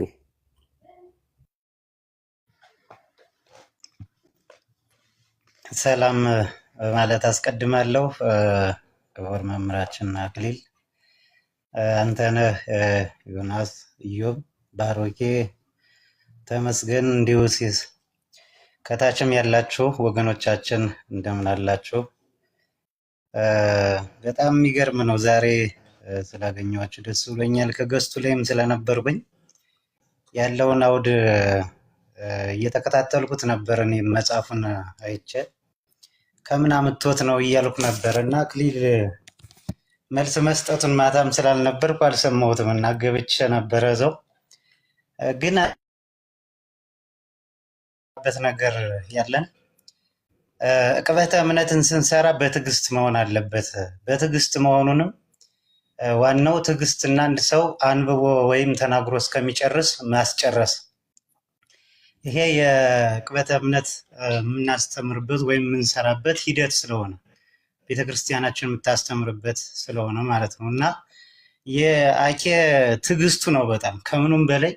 ስህተቱ እኮ ሙሉ ለሙሉ እሱ አንብቦት በደንብ አንብቤዋለሁ ኦርቶዶክሳውያን አያነቡም ብሎ በድፍረት እየተናገረ ነው። እና ይሄን ወንድማችን ብፁዕ አቡነ ብሎ ስም ሰይሞ መስጠት ተረጋግጦ እየሰጠበት ነበረ እና ሙሉ ለሙሉ ቤተክርስቲያኗን ያጠቃ እስከሚመስለው ድረስ ነው። እና የኦርቶዶክሳውያን ልጆችን መምህራኑን አንገት ያስደፈው መስሎት ነው የተናገረው። ነገር ግን ሰው አንድ ንባብ አውዱን ሲከተል እንዲሁ ሲያነብም ቢሆን መምህር በረከት ሲሉት እንደነበረው አውዱን ከባለቤቱ እንዴት መለየት ያቅታል? እንዴት ባለቤትን ይረሳል? እንዴት ኃጢአቱን ወይም ድርጊቱን የፈጸመውን ሰው ትቶ አንዱ ላይ ማልበስ ተገቢ እንዳልሆነ ይሄን ረስቶት ጭራሽ ቁጭቱ እስመ ሙስተ ልብ ይወፅእ ህሊና እኩይ ከክፉ ህሊና ክፉ ህሊና እንግዲህ ከልብ ክፉ ህሊና ይመነጫል ይላል። ፈሪሳውያን ቀርበው ስለ ሐዋርያት በጠየቁት ጊዜ ኢየሱስ ክርስቶስ በማቴዎስ ወንጌል ምዕራፍ 15:19 ላይ የተናገረው ቃል ነው እና ከሱ ልቡ የሚመነጨው ምንድነው? ክፋት ነው፣ ተንኮል ነው። ኦርቶዶክስን ለመሳደብ የሚያደርጉት ጉጉት ንባቡን አውዱን ለመረዳት ሳይሆን በሌላ ነገር ነበር የሚረዱት። ለምን? ይሄ እንዲያው ስሬት ወይም የሆነ ነገር ድል ያመጣል ብለው ስለሚያስቡ ነው። ግን እግዚአብሔር ደግሞ ይሄ ሰውዬ አሁን ለትጹን እንኳን ብሎ መጥራት ራሱ አይችሉም። የሚገርማችሁ በጣም እየሰማሁት ነበር እና እኛ እንኳን ላኬር አስጨርሰው እንኳን ስንል አይ አንድ ብትናገር ትወርዳለህ ነው ሲለኝ ነበር። ከታቹ ናችሁ የነበራችሁ ማለት ነው። እና ዝም ብለን እየታዘብነ ነበር እና በጨዋነት ነው እነሱ በለፈለፉ ሳይሆን እኛ በጨዋነት መልኩ ነው በደንብ በሚገባ ነው መልሱን ሰጥቶት ይወጣና ኋላ ደግሞ ምንም እንትን ሊያስደርገው አልፈለግም። በቃ ለእውነቱ በጣም የሚያሳዝን ነበረ። እንደዚህ መጽሐፍ ቅዱስ እያነበብነ እንደዚህ አይነት ጸባይ ማሳየት የኦርቶዶክሳዊነት ወይም ክርስቲያን ነኝ ከማለትም ውጭም ስለሆነ የምንወያይበት ያገናኘና አውዱ መጽሐፍ ቅዱስ ስለሆነ ይሄን ካለመረዳት ጥላቻን ብቻ ማሰብ ምን ይሉታል? ለዛ ነው ክርስቶስም ከልብ ክፉ ህሊና ወይም ክፉ ሐሳብ ይወጣል ብሎ የተናገራቸው ጸሐፍት ፈሪሳውያን። ለዚህ ነው ከነዚህ ሰዎች ደግሞ ያለው ክፉ ምኞትና ጥላቻ ነው። በኦርቶዶክስ ላይ መጽሐፍ ቅዱስን እንዲሁ ለብለብ ነው እንጂ ከእውነት አውዱን እየተረዱት ስለማይሄዱ ነው። ስለዚህ አኬ በጣም በሚገባ እስካሁን ድረስ በቪዲዮዎች በምናምን ነበር ማለት፣ ዛሬ ግን በአካል እንዲሁ ገስት ላይ ስከታተለው ስለነበር በደንብ ኦርቶዶክሳዊነትን በደንብ ነው እንትን ብሎት አስመስክሮ ይወጥ። ትዕግስቱ ለአንድ ደቂቃ እንኳን አይሰጥም እኮ ግን ትዕግስቱ በቃ ልውረድ የማይል ልውረድ ተውተው ይለዋል። በጣም የሚያሳዝን ነበር ስታዩት። እንዲሁ በጣም ቁጭት፣ መንፈሳዊ ቁጭት በአኬ ላይ በጣም ሁላችንም ስንከራከርም ሆነ መልስ ስንሰጥ በዚህ መልኩ ቢሆን መልካም ነው ብዬ እንትን እላለሁ። እነ ቀሲስም ስለተናገሩ ብዙ ማብራሪያም አያስፈልግም። ግን ሁላችንም አኬን ዛሬ በጣም ያደረገው ክርክር ወይም መልስ ጥሩ እንደሆነ በጸባይ በትትና እሱን ተናግሮ ሲያስጨርስ ስንት ጊዜ ይሆናል በቃ እንዲው መቁጠር አልቻልንም እንጂ ጨረስ ሲለው በጣም የሚያሳዝን ነበር። እና ለምን እንዲው ሰዓት እንኳን የማይሰጡት ለምንድን ነው? አውዱ በደንብ እንዲነገር ስለማይፈልጉ ነው። ከታች ያለውን ህዝብ ማደናገር ስለተፈለገ ነው። ይሄ ደግሞ በዚህ ልክ አይደለም። ኦርቶዶክስ ተዋሕዶ ቤተክርስቲያን ትምህርት ልጆቿን የምታስተምረው ደግሞ እንዲህ እንዲያደርጉ አይደለም። በደንብ በትትና በፍቅር በራስን ዝቅ በማድረግ ነው የምታስረዳው። በቃ አባቶቻችንም እንዲህ ነው ሲሉ የመጡት ልጆቻችንም እንዲህ ነው የምንለው። እኛም ከመምህሮቻችን ስንጠይቅ እንደዚህ ነው። ስለዚህ ወንድሞቻችን በጣም ከሚገባ በላይ ለቤተክርስቲያን ኩራት ናችሁ። በጣም አኬ በጣም ትዕግስቱ እኔ በጣም ከሁሉም በላይ መጽሐፉን ባለቤቱን እንኳን ሳይለይ እንደዚህ ተናግሮ ሲያበቃ ስተት ነው ብሎ አምኗል። ስተት አስደርጎ አሳምኖታል። አለቀ። ይሄ ነው ዋናው። እንደማይሳሳት አድርጎ ብፁዕ አቡነ እፎይ ብሎ የሰራውን ቪዲዮ በደንብ አድርጎ ነግሮት ነው የወጣ። መሆንም የለበት። ስለዚህ ይሄ ነገር የነሱን ምንድነው እስመ ውስተ ልብ ይወጽእ ህሊና እኩይ ከሀሳብ ከልባቸው ክፉ ሀሳብ ነው የሚመነጭ። በቃ ይሄን የምታውቁት በዚህ ነው። በቃ መጽሐፉን የክርስቶስ በነገረ ድነቱ ላይ ሁላ እኮ ነው የሚገርማችሁ። ሰውየው ምንድነው ያለው? በደንብ ነፍስ እንግዲህ ክርስቶስ ወይም እግዚአብሔር ይሄን ዓለም ካለመኖር ወደ መኖር አምጥቶታል። ግን አንዲት ነፍስ እንዴት አፈር ትሆናለች ብሎ መጽሐፈ መክብብን ጠቅሶ በክርስቶስ ስራ ላይ መግባት ማለት ነው። የሚገርማችሁ አውዱ እንደዛ ነው። አሁን ክርስቶስን እንዴት አዳንም ሊል ይችላል እኮ እያለ ነው። በእውነትም እንደዛ ነው። ክርስቶስ ማበ አልቦ ወይም ሀበምንት ወደ ኢምንት መውሰድ ችሎታ አለው። እንዴ ራሱ ነው ይሄን ዓለም ካለመኖር ወደ መኖር ያመጣው፣ ወደ መኖር ያመጣው። አሁንም ደግሞ ማበቦ ሀበ አልቦ ከመኖር ወደ አለመኖር መውሰድ ይችላል የባህሪው ስለሆነ። ስለዚህ ይሄን እንኳን ረስቶት በኢየሱስ በክርስቶስ ስራ ነው እየገቡ ያሉት እንጂ በጻድቁ በአማላጅነታቸውማ በደንብ የአማላጅነት ስራም ሰርተዋል እኮ ከክርስቶስ እስከሚያናግራቸው ድረስ ቅዱስ ሚካኤል ተልኮ አስነሳቸው ድረስ በቃ እየተጠየቁ ምን ያህል ሰዎችን ለማዳን ነፍሳትን ለማዳን የቅዱሳን ቁርጠኝነት መንፈሳዊ ቁርጠኝነታቸውን የሚያሳይ ነው ከዛ ላይ የተጻፈው። ግን ይሄን ካለመረዳት ምንድነው የሚያደርጉት? እነሱ የሆነ ተቃራኒ ነገር ነው የሚፈልጉ፣ ኦርቶዶክስን መውጋት። ይሄ ደግሞ መውጊያ ስልት አይደለም። መጽሐፉን በመጽሐፍ እያልን መጽሐፈ መክብብን ጠቅሶ እንደዚህ ነፍስ አፈራቶንም ማለት ፈጣሪ ያደረገው አኬ እኮ ከዚህ ላይ መቀየር አይችልም። ፈጣሪ እንደ ምሕረቱ ነው የሚምር። ለቅዱሳንም እንግዲህ በፈቃዱ ነው፣ ፈቃዱን ሲያደርገው ነው የሚያስምሩ። ስለዚህ እግዚአብሔር ይስጥልን፣ በጣም እድሜና ጤና ይስጥልን። አውዱን እንኳን ከመረዳት አንጻር በጣም ደስ የሚል ነበረ። እግዚአብሔር ያክብርልን። እንዲያላበዛ እግዚአብሔር ይስጥልን። ወንድሞችም ከበሩልን። ጥሩ ነው። እየመጣው ነው ያለው፣ እከታተላለሁ። እግዚአብሔር ይስጥልኝ። አመሰግናለሁ። ይሁን። እናመሰግናለን። ተሙ አለ ተሙ አለውኝ። እንዴት ናቸው የተወደዳችሁ ወንድሞቻችን? ሁላችሁንም ሰላም ብያለሁ። ዛሬ አኬን አይቸው ነበረ ኤርሚያስ ጋር። ያው ኤርሚያስ ገድልን ማጣመን ብቻ ሳይሆን ይዋሽባቸዋል ገድላቶች ላይ እና ትላንትና እኔ እያየሁኝ ነበረ ሲዋሽ፣ ፎይ ላይም ሲናገር በደንብ እየሰማሁት ነበርና ገድልና ድርሳናት የሃይማኖት መከራከሪያ አይደሉም ሲባል በገድልና በድርሳናት ግን እናፍርባቸዋለን ማለት ግን አይደለም። ለምቢባል በገድልና በድርሳናቶች እናምንባቸዋለን፣ እንቀበላቸዋለን። ገድልን የምንቀበለው ተጋዳይ አባት ስላለ የሚጋደሉ የሃይማኖት አባቶች ስላሉ ገድላቸው ስለተጻፈ ነው። ሌላው ጋር ደግሞ ገድልና ድርሳናትን የማይቀበለው የሚጋደል አባት የላቸው፣ የተጋደለም ሃይማኖታዊ አባት ስለሌላቸው ነው። በጣም በጣም በጣም በጣም የገረመኝ ነገር ምንድን ነው? እውነታው ሊወጣ ሲል ያፍነው ነበረ ኤርሚያስ እና ለምን እንደዚህ ሊያፍነው እንደፈለገ አልገባኝም። ኤርሚያስ እድሉን አግኝቶ ለመወያየት ዝግጁ ቢሆን ኖሮ ዛሬ በቂ ነበረ። በቃ እውነት ስህተት ቢያገኝበት ኖሮ ገድሉ ላይ ሌላውም ላይ በጣም ስህተት ቢያገኝ ኖሮ ገብቶ በቃ ይኸው ይሄ ይል ነበረ። ስህተት ራሱ እንደተሳሳተና ራሱ እንዳጠፋ ሲያቅ ያለው አማራጭ ምንድን ነው? በቤቱ ነው የገባው አኬን ማፈንና የአኬን ትዕግስት ማስጨረስ ነበርና አኬ በጣም በትዕግስት ሁልጊዜም እውነት የያዘ ሰው ከእውነት ጋር የቆመ ሰው ለምን ይሄ እውነት አልተረዳችሁኝም ብሎ አይጮህም። እና አኬ እውነትን ይዞ ስለገባ እውነትንም ይዞ ለማስረዳት ስለሄደ በትዕግስት ነበር ሲያዳምጠው የነበረው።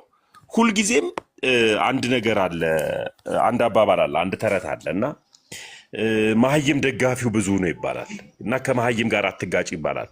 ለሚባል መሀይም ደጋፊው ብዙ ስለሆነ ሚጮለት ሰው አለ።